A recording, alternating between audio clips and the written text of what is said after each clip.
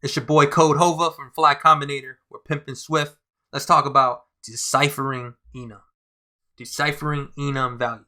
Okay, so back to this enum class that we have called drug with the 6 different cases. All right. So how do we decipher enums? Because we're able to create a constant with a drug value as we have here. But let's create a function that's going to be able to decipher the enum value that we got. Okay. So we have this least expensive drug here, but let's create a function. Function, how much do I expect? How much do I need? All right. And this function is going to take so how much do I need for drug purchase? And then it's going to be drug with a type of a drug. We're not going to have a return value. So what we could do, the power of enums, it really comes down to the switch statement. Okay. So we're going to switch on that drug. Boom. And then we have case. My autocomplete is not working again, but watch me do what I do. You heard? So we're going to have the case of ecstasy. Do I have to put a period? Yeah, I do. So we got ecstasy, and then we got a case for heroin. We got a case for marijuana. We got a case for mushrooms. We got a case for pro-meth. Okay. So I'm going to put line breaks here. 1, 3, 4, 5. What am I missing? Cocaine. All right. So how much do I need? Let's just make it let's make it return an int. So let's say cocaine is going to return 100. Ecstasy, it's return 75. 100. Return 50. Return 50. And we're going to make this return 100. Okay. So we got this how much do I need function. So let's run it. How much do I need for drug purchase?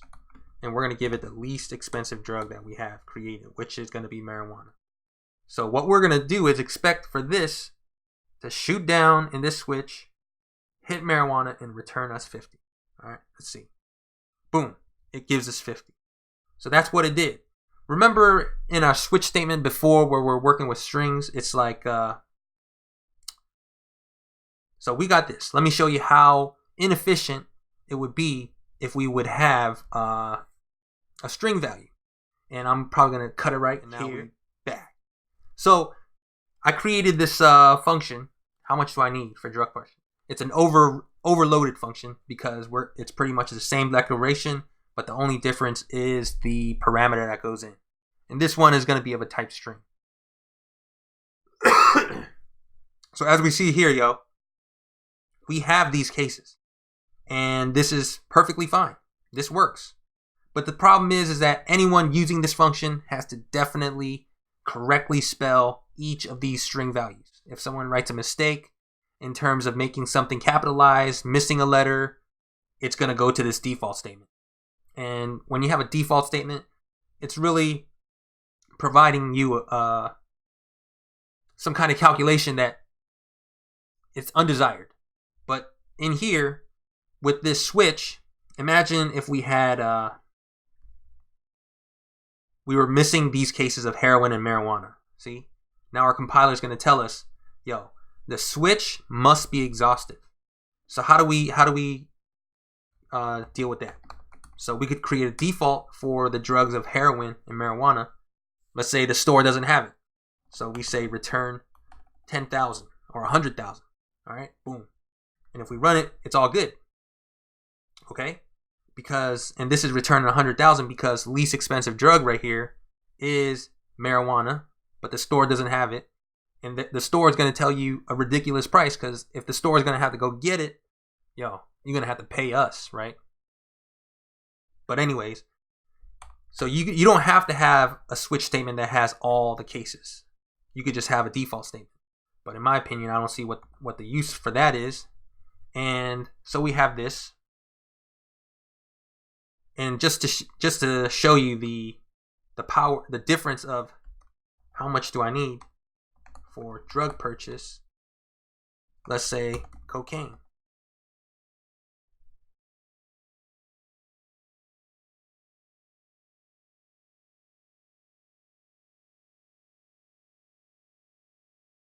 I don't know why it's taking so long.